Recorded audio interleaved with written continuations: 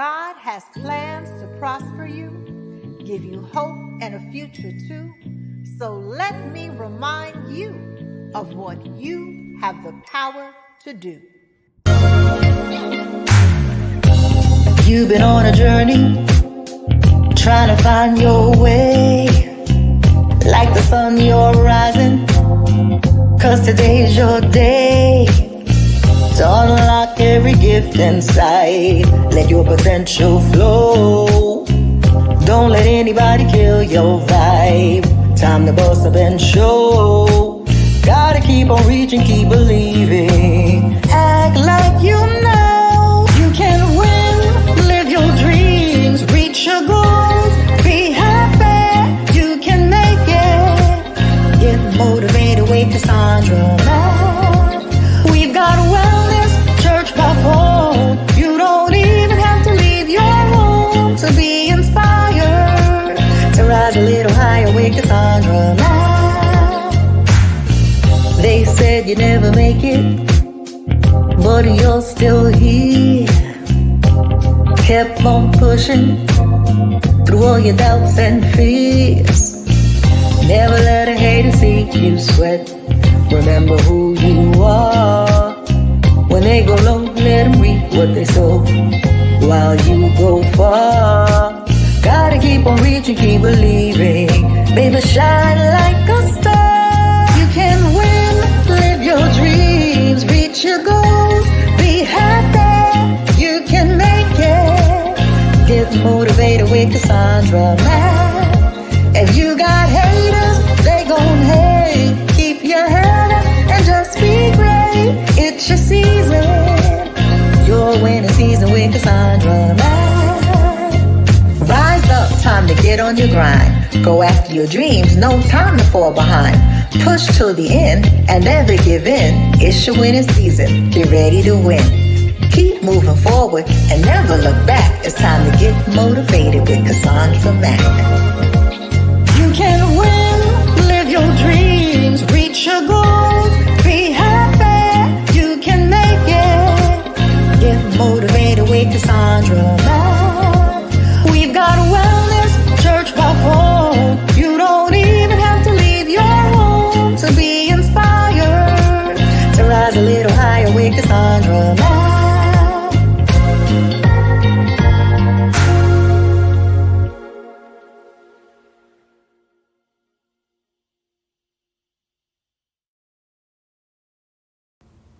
You don't owe a backstabbing, disloyal, toxic person a farewell speech if you choose to exit their life.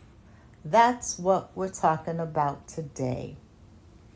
So, one of the things that a lot of good-hearted, good-natured people struggle with is when you have someone in your orbit, your friend group, your family, somebody at work that you thought you were cool with, and you find out that they stabbed you in the back, that they are throwing mud on your name, talking about you like a dog, spreading rumors about you, maybe telling outright lies about you, that they behave in ways that demean you, that humiliate you, that they are just toxic to be around. They treat you poorly, disrespectfully, and you begin to realize that enough is enough.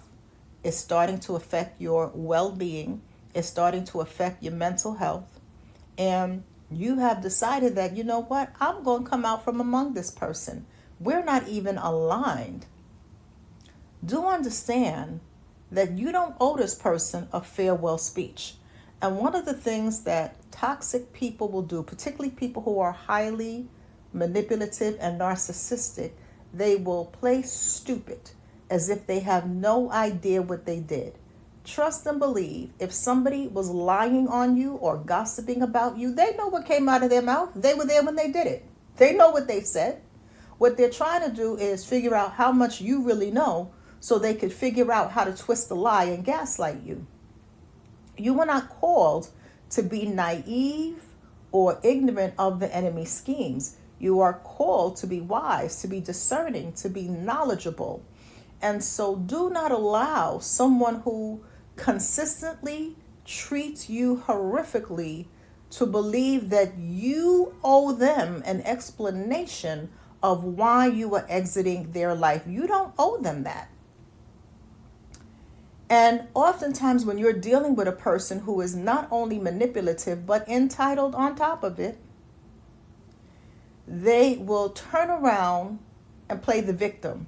They will treat you horribly and twist it around and make themselves the victim in the story. They will lie on your name, spread nasty rumors about you, and then try to play in your face and tell you you have taken it out of context when you're looking at the text. Or maybe they forgot to hang up the phone when they were talking to you and you overheard the conversation with your own ears and you're like, so what you're saying is what I heard I didn't hear? Come on now. Now you're playing in my face. Don't play with me. Play with your kids. So oftentimes when you're trying to live righteously, right? None of us are perfect. We all fall short of the glory. But you're not out here being a predator, trying to create harm, chaos, mayhem wherever you go. You were out here trying to live righteous, walking in purpose and destiny, minding your business, doing the things that God would have you do, but you have somebody in your orbit, friend, family, co-worker, who is prone to stirring up drama. And you happen to be their target of choice at this time in their life. And you've made this decision, you know what? I'm going to come out from among this person. You don't owe them an explanation. So do not allow a toxic, manipulative, narcissistic, entitled person to make you believe because they're blowing up your phone, asking you 1,000 times, what did they do, that you owe them an explanation. Now, I want to be very clear. I am not talking about instances where you wrongly ghost somebody. That's not what we're talking about here. We're talking about somebody who clearly lied on you, who clearly stole money from you, who clearly treat you horrifically more than once. And you have come to the realization that we're not in alignment. So this is not an issue of ghosting someone who was good to you and loyal to you. This is someone who was toxic to you. And you have decided to shake the dust off your feet. So I want to give you a scripture and then we're going to go from there. 1 Corinthians 15:33 simply says, be not deceived. Bad company corrupts good character. And so when we're keeping bad company, meaning when we are maintaining close friendship, close fellowship with an individual who is toxic to our health, our well-being, maybe even our physical safety, right? We deceive ourselves if we think that maintaining a close friendship with an individual like that is not going to corrupt our lives in some way. And I want to give you about 3 ways that bad company can corrupt good character that you might be overlooking. Now, as believers, I like to be very clear. We are called to walk in love, but walking in love does not mean tolerating abuse. Walking in love does not mean being BFF, best friends forever, with somebody who drags you through the mud, throws you under the bus, spits in your face, and treats you lower than a roach. No, you are not called to do that. Sometimes the most loving thing that you can do is remove yourself from a toxic situation, because that's how you maintain peace, as far as it depends on you, right? The scriptures say, if it is possible, live at peace with everyone. As far as it depends on you, right? And so sometimes you come to the realization that you are around someone who is not at peace with themselves. And a person who is at war with themselves can never be at peace with you. So Romans 12:18 says, if it is possible, as far as it depends on you, be at peace with everyone. So first and foremost, the fact that the scripture tells us if it is possible lets us know that sometimes it's not possible. It's if it is possible. You're going to have to gauge and discern and decipher that. Is it even possible for me to have peace with this person? So if someone is at war with themselves, how can they possibly be at peace with you? Because their issues ain't got nothing to do with you. And then it goes on to say, as far as it depends on you, meaning the part of the dynamic that you can control. So you can control your behavior. You can control how you respond. You can control who you choose to maintain friends with and maintain friendships with. This doesn't mean being nasty, right? You can be high and by. You see a coworker and you realize you have a coworker who's messy, who stirs up a whole lot of drama, who does ridiculous things to try to get people demoted, fired, written up. That's not someone that you want to maintain a close friendship with. But you may have to work with that individual because maybe you're working on a specific project. So you have to say a general good morning, a general goodbye when you leave. And you may have to shoot them an email relative to the project that you are working on together, right? But that is going to be the limits. You're going to have very clear, very strong, very strict boundaries around that relationship because you have discerned what you are dealing with and you are knowing how to move wisely and sharply with that individual. So if it is possible, as far as it depends on you, live at peace with everyone. But the first person you got to live at peace with is yourself. So that's the first thing that is very important to keep in mind. So how does bad company corrupt good character? So many of you reach out asking that question. You know the scripture, but you're like, okay, but how? And so there are a couple of ways, but today we're going to talk about maybe three. So number one, it normalizes toxic behavior. See, over time, constant exposure to the wrong actions can dull your values, can dull your moral compass, so to speak, right? Proverbs 13, verse 20 says, walk with the wise and become wise, for a companion of fools suffers harm. And so this scripture reinforces that when you become a companion of fools, so a companion, right, means that you're spending a lot of time. This is your comrade, your companion. Different from somebody you might see in passing and you are civil, meaning you are polite, right? We are not called to be nasty, but walking in love, again, does not mean inviting the person to your home who you know is going to create harm and havoc in your life. You're going to have boundaries. So walk with the wise and become wise, for a companion of fools suffers harm. So look what the scripture is letting you know, that when you're a companion of fool, you suffer harm at their hands, because sometimes they can get you caught up in stuff that have nothing to do with you, simply because they're spending enough time with you to know how you move. If you're confiding in them, to know where you're vulnerable, and even their behavior. So let's say if you are a companion to someone who is very hot-headed and they spaz out and crash out at the drop of a dime, you can suffer harm because they choose to crash out on the wrong person, and that person got a whole crew with them, and now you both getting jumped, and you have nothing to do with this, but you just happen to be a companion with that person, and you're there with them. And so you got to be mindful, because over time, constant exposure to wrong actions can dull it's almost like you develop an immunity to it, right? Think about when you get what's the word I'm looking for? When you get shots, right? When you go to the doctor and you get a shot for a particular disease. That's not what I'm looking for, a different word, but it'll come to me. So when you are getting a shot, let's say for polio, right? Back in the day, right? They're giving you a strain of the disease to build up your immunity.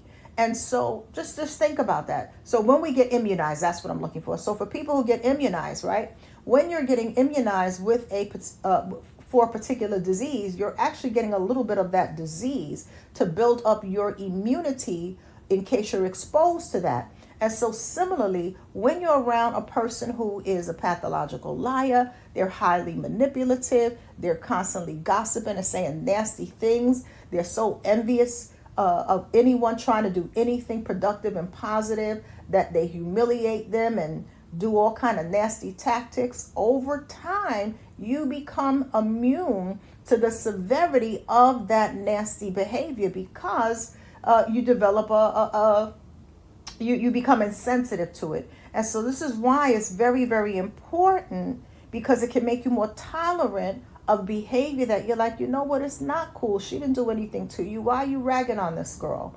Or it's not cool to be mean to the new person who comes at the job and say, you can't sit with us. What did they do to you? Like, that's just mean behavior, right? But it can be easy to laugh along with that and to fall into those type of behaviors, because over time you become immune, because it normalizes toxic behavior. So bad company really does corrupt good character. So that's number one. That's one way that it does so.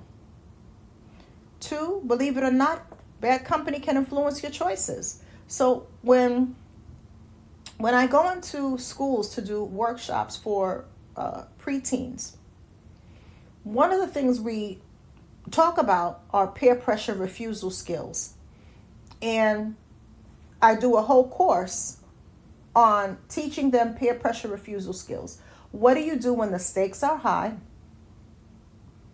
and you are being pressured by your peers to do something that you know is not right, that you know is going to put you in a risky situation, place somebody else in harm's way, is illegal, can get you in trouble in school, but because the whole crowd that you are cool with is trying to influence you to do this thing or something that will create harm for you, taking drugs, drinking, whatever the case may be, right? What happens is you can find yourself in a situation where you compromise your values and standards to fit in with the popular group and to avoid conflict, right? Because you may fear that, oh, you soft. Why you don't want to take a hit of this drug? You soft, right? And so it's very easy. But this doesn't just happen to teenagers. This happens in our adult working years as well. And so if we are not mindful, it is very easy to be misled, right? And so the scripture, 1 Corinthians 15:33, one variation, instead of saying do not be deceived, it says do not be misled. And so this lets us know that you can be misled when you are hanging with the wrong people. And so when you decide to exit a toxic person's life and you have had enough of their behavior and you have come to the conclusion that it is harmful, you don't owe them a whole speech, a whole soliloquy about all the things they have done and why you are leaving. You are allowed to exit, and just how you move in silence when you want to, you are allowed to exit in silence. You simply don't owe that to them. Don't feel obligated to give them a farewell speech. 3, it can block your growth and purpose. And so bad company can block your growth and purpose. So when you have dreams and goals and you are hanging with people who don't really want anything for themselves, who are trying to take the easy way out, who are okay with where they are and don't want to grow, and you begin to share your dreams of growing, you begin to move forward in your goals or share your growth goals in whatever area of life it may be, you may find that you're met with a lot of resistance. Like, who do you think you are? You think you better than me because you're going back to school? You think you better than me because you started a business? And you're like, huh? I never said that. I just said, I'm thinking about starting this business. What are your thoughts? I never said that. Where is this coming from? You are nuts. And what happens is that can cause you, if you are not cemented in moving forward in the things that God has told you to move forward, if you are not a confident person with very strong confidence, self-esteem, and a very firm identity, it can begin to make you backpedal on your goals and dreams. And so you got to be mindful. This happens a lot, particularly with younger people, particularly with teenagers. You will see this, but this doesn't just happen to teenagers. This happens to adults. And so toxic relationships can keep you from growing into the person God called you to be. And so maybe you came from a neighborhood, this as an example, where it wasn't common to go horseback riding, or it wasn't common to enjoy the opera, right, among your friend group. And the minute that you say that you want to do those things, you're weird. And I can say this for myself growing up in the neighborhood that I grew up with, in the friend group that I had. I grew up on the Lower East Side of Manhattan. And I was very intrigued by the opera. I loved going to the opera as a teenager. I loved going to the museum as a teenager. These were things that I liked to do. And I was made fun of because I didn't want to do the things that everybody else wanted to do in that friend group. And so what begins to happen is you start feeling like something is wrong with you because the voices around you are voices of discouragement. The voices around you are voices that try to make you believe that you are weird because you have different tastes. And so you got to be mindful, and that's because you're not equally yoked with those people, right? 2 Corinthians 6:14 says, do not be unequally yoked with unbelievers, for what fellowship has righteousness with unrighteousness, or light with darkness, right? And so you can broaden this, not only unbelievers, but in addition to not being yoked to unbelievers, not being yoked to people who don't share your values. Because if you value peace, if you value joy, if you value your freedom so you don't want to do illegal things, if you value respecting people, treating people the way you want to be treated, you value being a decent person, and you have people around you who are shysty, scammers, and they don't share them same values, you don't have anything in common. You can't yoke yourself. It doesn't mean to be nasty and mean. You got to survive your surroundings, right? You have to use wisdom to navigate the surroundings that you live in, the environment that you live in. And so growing up, I'm still cool. Hey, how you doing? Everybody's good. But then I'm going on about my business to go to the museum or whatever I was doing, but still, speaking to people. So you have to navigate your environment with wisdom, because that's where you got to survive. But what happens is when you have close associations, bad company corrupts good character, with people who are not good for you, right? Good for your purpose, right? Because if you're not a friend to my purpose, you ain't a friend to me. I'm very clear about that. If you are not a friend to my purpose and destiny, you are not a friend to me. And so when you're moving forward, and I'm using myself as an example, but it's not about me, it's about us.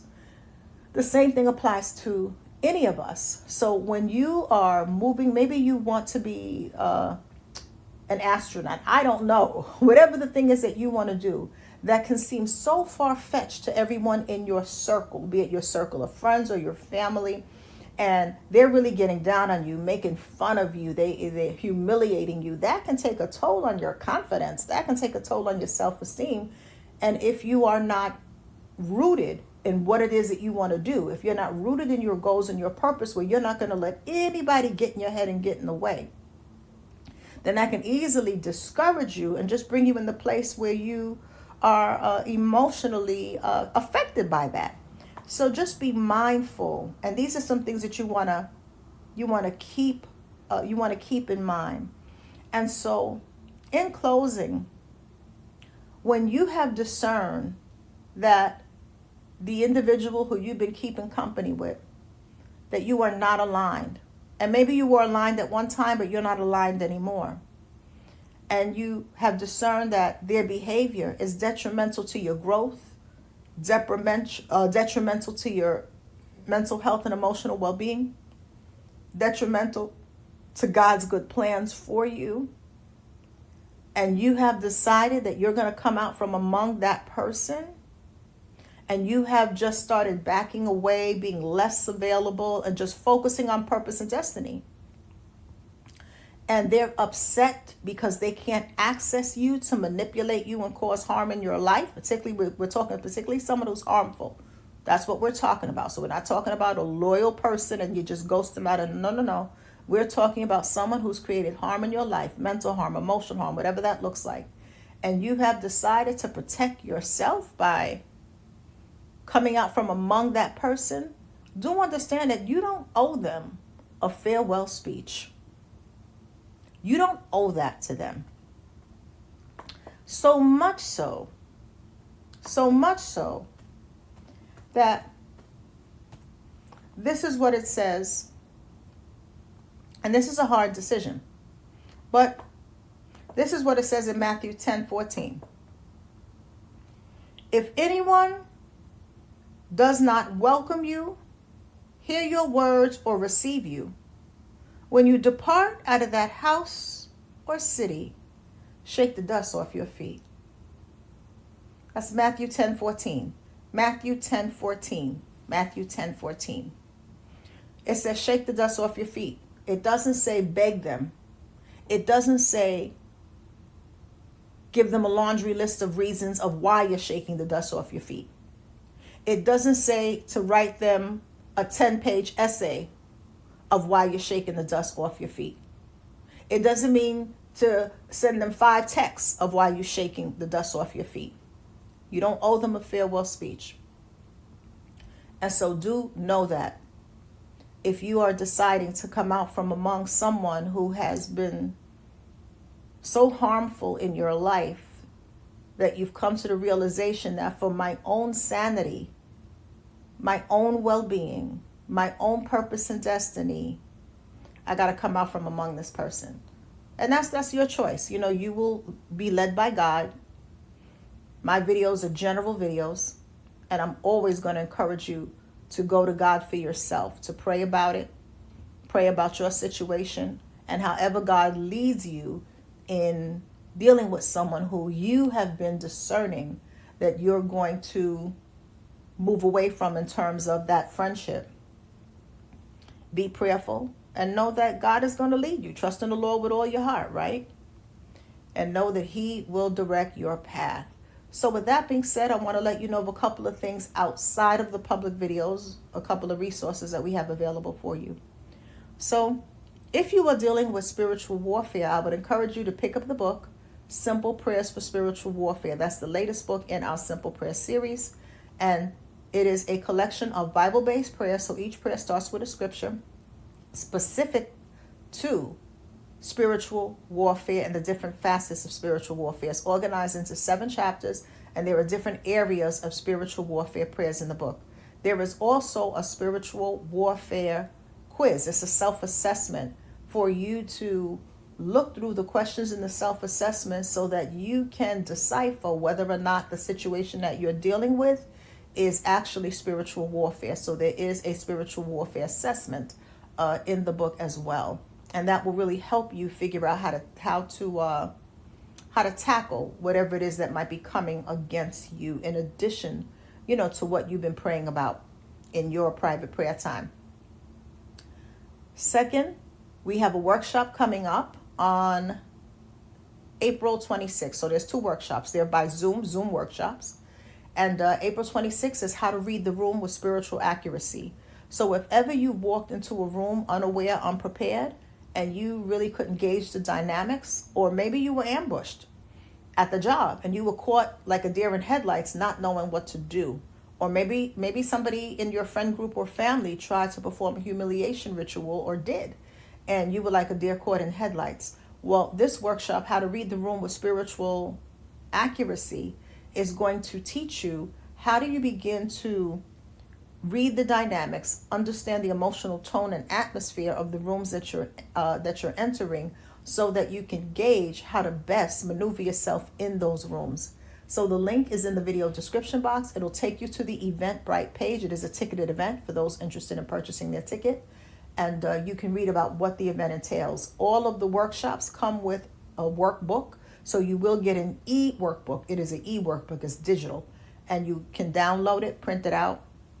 And we'll be using that during the workshop. But there are also exercises and activities and prompts for you to continue building on the insights and information you gained at the workshop. So that's happening April 26th. May 17th, back by popular demand, is the Spiritual Discernment 101 workshop, how to sharpen your sixth sense for maximum effectiveness. And this workshop is really about how to see beyond the mask that people wear, how to really begin to see what it is you're dealing with so that you know how to best strategize.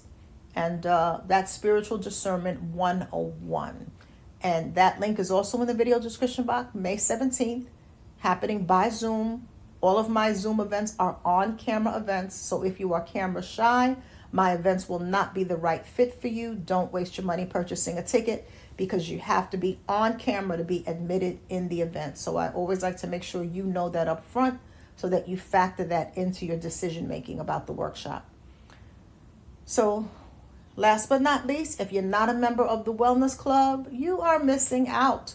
The Wellness Club is a therapeutic group that meets by conference call. So it's a number where you call in. The first and third Wednesday of every month, we focus on mental self-care, emotional self-care, spiritual self-care, workplace well-being, and more through a biblical lens. It is therapeutic. That's the feedback we get.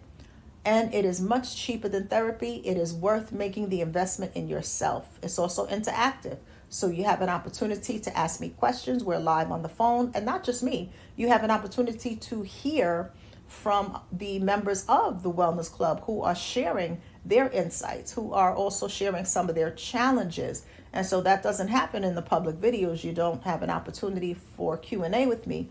But in the Wellness Club, you do. So I would encourage you to make that investment. So the Wellness Club is one of the tiers of channel membership. So you'll see the join button, and you'll also see a link in the video box that'll take you to my channel membership. When you get to channel membership, because some people join at the wrong tier and then they ask why they can't access the call. So make sure you're joining at the correct tier. So some people join at the introductory tier and they ask why they can't get the wellness call, because you got to join at the wellness tier. So make sure you're reading through the features that are offered at each tier of membership so that you're making the selection that meets with the features that you want access to. So with that being said, have an amazing day. Take care of yourselves. Let's do our best to be kind to one another. There's enough unhinged people in the world who are just in their own, I don't even know, in their own mind. We don't need to be one of those unhinged people. So let's do our best to be kind, but let's also take our common sense and our discernment with us. Be safe when you're out and about in these streets. I don't know about the city you live in, but it has been crazy here in New York, especially in the subways. We really got to keep our head on a swivel. So just be safe out there. I love you in the Lord. Take care of yourselves. Bye-bye.